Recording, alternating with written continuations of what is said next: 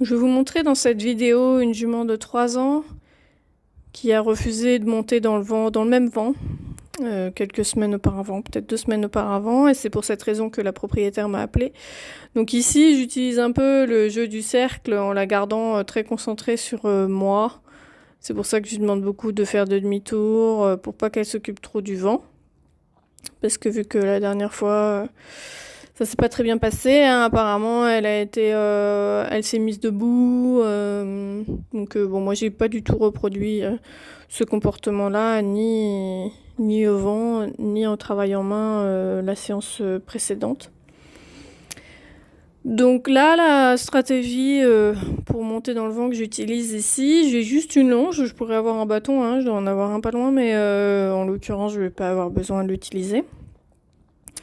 Et donc là, l'objectif, c'est vraiment de laisser à la jument le temps de découvrir,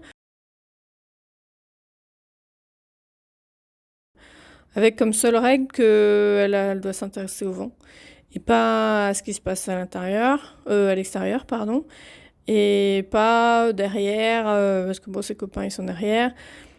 L'objectif, c'est vraiment qu'elle s'intéresse. Bon, là, elle a plus ou moins compris qu'en posant le nez dessus, je la laissais tranquille.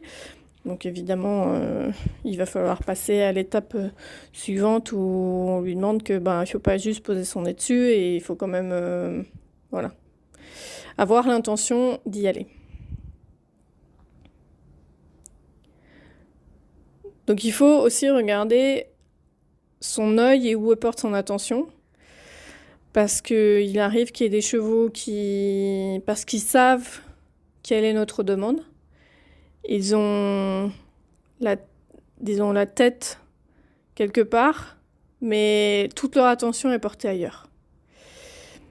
Et on n'aura pas un cheval qui va vouloir aller dedans si son intention n'est pas dedans, dans le vent. Donc là, par exemple, elle avait beaucoup à avoir les oreilles autour, et bon, elle sent, mais sans vraiment avoir le bout du nez en avant. Voilà, là, elle a le bout du nez en avant. Voilà. Quand on voit qu'elle a le bout du nez en avant, c'est que vraiment, elle a l'intention d'y aller. Si elle a le nez un petit peu en retrait, bon, là, bon, elle regarde comme ça, mais pas plus. Donc si je mets un petit peu plus de pression, évidemment, elle va voir la porte ouverte, elle va dire, ah bah, devant, là, ça passe.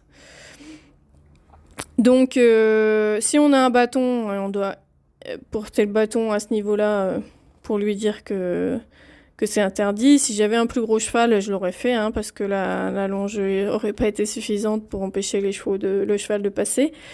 Elle est assez délicate et assez légère, donc la longe a suffi.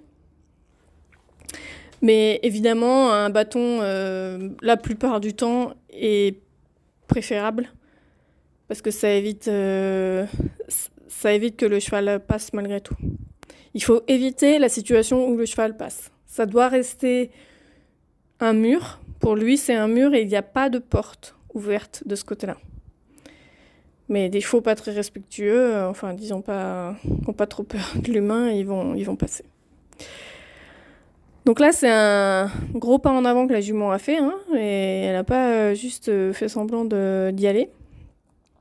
Et voilà, c'est là où c'est très important de la récompenser, de la rassurer, de ne pas lui mettre plus de pression. Elle a voulu y aller d'elle-même. Peut-être qu'elle finirait. Si je lui laissais peut-être du temps, elle irait jusqu'au bout. Là, elle est limite d'aller regarder. Elle se dit, tiens, qu'est-ce qu'il y a là-dedans?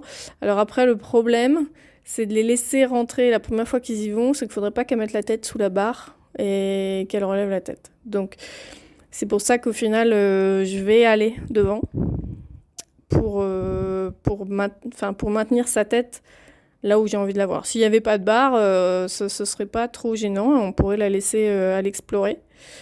Mais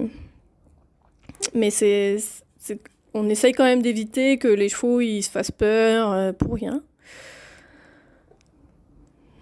Donc là, elle est toujours en train d'explorer. Elle hésite un peu. Son postérieur gauche, il serait tenté de monter dedans. Alors là, en plus, pas de chance. Je crois que je sais plus ce qui s'est passé, mais je lui ai fait peur je sais plus, j'ai trébuché ou je lui ai fait peur. Et malgré tout, elle est montée parce qu'elle était en confiance et elle avait quand même un petit peu envie d'y aller. Et en plus, elle manque de tomber et elle monte quand même.